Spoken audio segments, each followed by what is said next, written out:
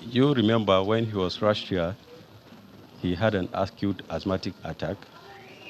He was brought in from the SARS facilities. And we managed his acute asthmatic attack. He came out of asthma.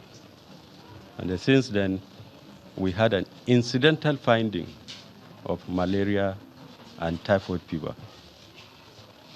Along the way, he raised complaints of some symptoms suggestive of some nerve functions. We took him to a specialist center where he was reviewed by 3 specialists.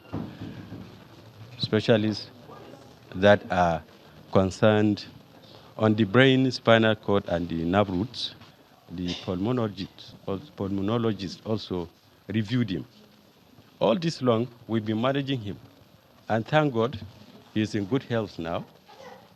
At every moment, if there is any cause for us to invite a specialist or take him to a specialist center, we oblige him. He also has a respiratory rate of 20 per minute. So, by and large, he's in sound health.